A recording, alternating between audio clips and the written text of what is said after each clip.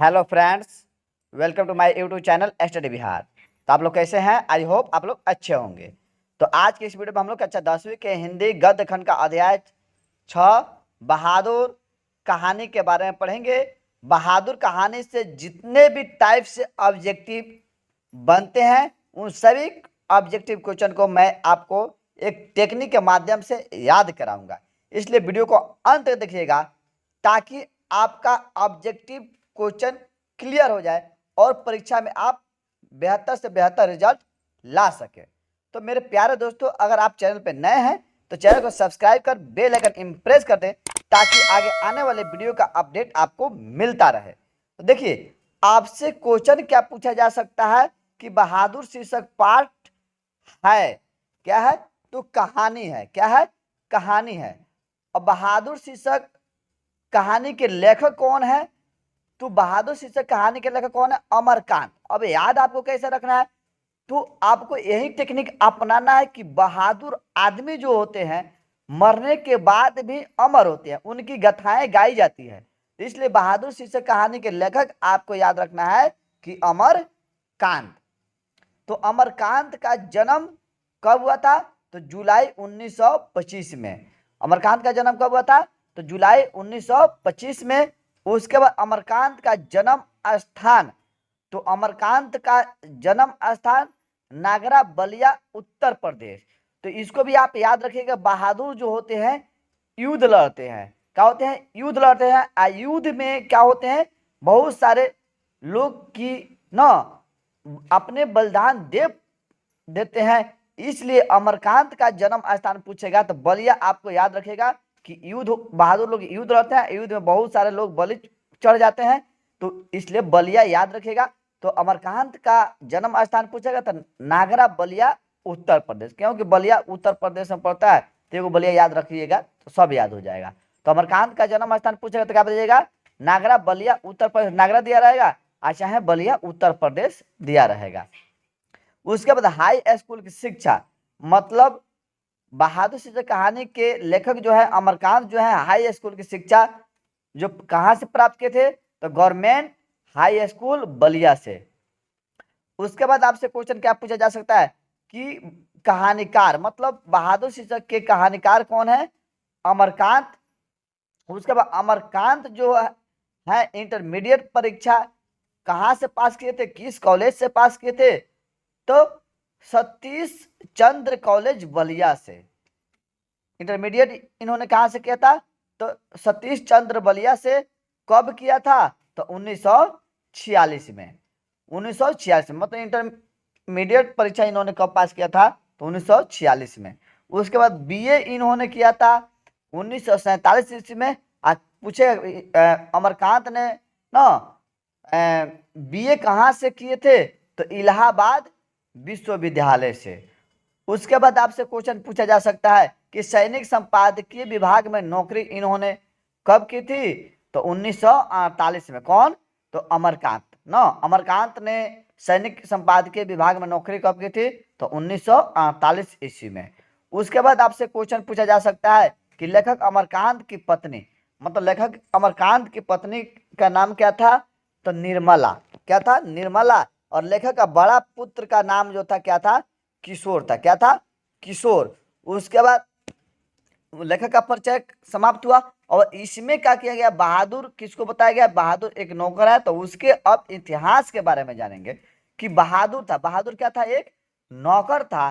तो बहादुर का उम्र के बारे में पूछ देगा कि बहादुर का उम्र क्या था? तो 12-13 वर्ष का था। कितना वर्ष का था? 12-13 वर्ष का था। बहादुर रहने वाला था। बहादुर कहाँ का रहने वाला था? नेपाल का।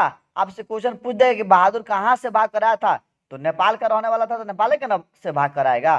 तो बहादुर रहने वाला था नेपाल का। कहाँ का रहने वाला था बहादुर? नेपाल का। उसके बाद आपसे क्वेश्चन पूछा जा सकता है कि बहादुर का पूरा नाम। तो बहादुर का पूरा नाम जो था दिल बहादुर था। क्या था? दिल बहादुर। बहादुर ने किसे मारा था? तो बहादुर ने क्या किया था ना? भैंस को मारा था। किसको मारा था? अपने माँ के प्यारे भैंस को मारा था। उसके बाद मार खाकर भैंस भागी भागी आई, मतलब मार खाकर भैंस जो है भागी भागी किसके पास आती है? तो माँ के पास। किसके पास आ गई? तो माँ के पास। बहादुर रात भर कहाँ छिपा रहा? तो जंगल में। बहादुर रात भर कहाँ छिपा रहा? जंगल में। क्यों छिपा रहा? तो भैंस के मार बहादुर जो था भैंस को मार दिया था। उसको देखकर माँ जो थी बहुत गुस्सा, क्योंकि भैंस जो थी माँ की नो बहुत प्यारी भैंस थी, इसलिए भैंस की पिटाई देखकर माँ को गुस्सा आई और भैंस की पिटाई की काल्पनिक तुलना की और उस भैंस की पिटाई की दुगुनी मार जो है बहादुर को उन्होंने मार दी। इसलिए बहादुर घर से भाग गया और रात भर कहाँ छिपा रहा था? जंगल में। कहाँ छिपा रहा था? जंगल में। उसका बहादुर कहानीकार को क्या कहकर बुलाता है? बहादुर जो है कहानीकार को क्या कहकर बुलाता है ना, या लेखक को क्या कहकर बुलाता था? बाबूजी। वह बहादुर जो था कहानीकार कहेगा क्वेश्चन में, या लेखक कहेगा को क्या कहकर बुलाता था, चाहे बुलाता है तो बाबूजी। उसके बाद आपसे क्वेश्चन पूछा जा सकता है कि बहादुर लेखक की पत्नी को बुलाता था, मतलब बहादुर लेखक की पत्नी को क्या कहकर बुलाता था? तो माँ जी। क्या कहकर बुलाता था? माँ जी। उसके बाद घर आए रिश्तेदार ने चोरी का आरोप लगाया, मतलब घर आए रिश्तेदार ने चोरी का आरोप किस पर जड़ा था? वो तो बहादुर पर। घर आए रिश्तेदार ने बहादुर पर चोरी का आरोप लगा दिया था। उसके बहादुर पर चोरी का आरोप, बहादुर पर चोरी का आरोप किसने लगाया? तो लेखक के रिश्तेदार। ऐसे भी क्वेश्चन आपसे घुमाकर पूछा जा सकता है कि बहादुर पर चोरी का आरोप किसने लगाया? तो लेखक के रिश्तेदार ने। उसके बाद लेखक के रिश्तेदार ने कितने रुपए चोरी का आरोप लगाया था बहादुर पर? तो 11 रुपया। कितने रुपए चोरी का आरोप लगा था? तो 11 रुपया, याद रखिएगा। उसके बाद नेपाली गवई गोरखे की कहानी है बहादुर पाठ में, मतलब किस शीर्षक में नेपाली गवई गोरखे की कहानी है? तो बहादुर पाठ में। उसके बाद आपसे क्वेश्चन पूछा जा सकता है कि लेखक की पत्नी के रिश्तेदार आए। लेखक की पत्नी के रिश्तेदार किस दिन आए थे लेखक के घर? तो रविवार को। किस दिन आए थे? रविवार को। उसके बहादुर को लेकर आया। बहादुर को लेकर लेखक के घर कौन आया था? तो लेखक के साला साहब, मतलब लेखक के साला जो था बहादुर के घर, बहादुर को लेखक के घर लेकर आया था। उसके बहादुर तुमको अपनी माँ की याद आती है? किसने पूछा? मतलब बहादुर तुमको अपनी माँ की याद आती है पूछा, मतलब किसने पूछा था बहादुर से? तो निर्मला ने। लेखक की पत्नी दिया रहेगा चाहे निर्मला ने। उसके बाद नाश्ता पानी के बाद बातों की छनने लगी ना। नाश्ता पानी के बाद बातों की क्या छलने लगी थी? तो जलेबी। बातों की जलेबी छलना नहीं होता कि बात बना बना कर बोलना है, एक बतिया बार बार बतियाना, तो वह जलेबी छनना। मतलब नाश्ता पानी के बाद बातों की क्या छनने लगी थी? तो जलेबी। उसके बाद अमरकांत जी ने स्वाधीनता संग्राम में लिया, मतलब अमरकांत जी ने स्वाधीनता संग्राम में भाग कब लिया था? तो 1942 ईस्वी में। उसके बाद 1942 ईस्वी में लिया था ना।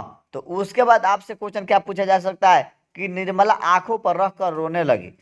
जब बहादुर को बाद में घर में प्रताड़ित करने लगा गया तो बहादुर घर छोड़कर चल जाता है, तो निर्मला को क्या होता है, सब सोच कर क्या करती है, आंखों पर ना आंचल रख कर रोने लगती है। तो वही कहता है क्वेश्चन कि निर्मला आंखों पर रख कर क्या रख कर रोने लगी? तो आंचल।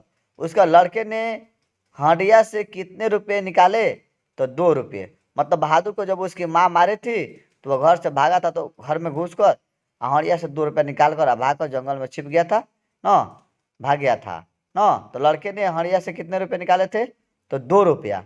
उसके बाद अब आपसे पूछा जाता है, परीक्षा में आपसे पूछा जाएगा कि यह कृति किनकी है ना। तो प्रमुख रचनाएं जो है किनकी, मतलब अमरकांत का प्रमुख रचना कौन है? जिंदगी और जोन। आपसे परीक्षा में पूछा जा सकता है कि जिंदगी और जोन जो है किनकी कृति है? तो अमरकांत की। मित्र मिलन, मित्र मिलन किनकी कृति है? तो अमरकांत की। सूखा पाता किनकी कृति है? तो अमरकांत की। कुहासा किनकी कृति है? तो अमरकांत की। मौत का नगर किनकी कृति है? तो अमरकांत की। आकाश पक्षी किनकी कृति है? तो अमरकांत की। वानर सेना किनके द्वारा लिखी गई है ना? तो अमरकांत के द्वारा।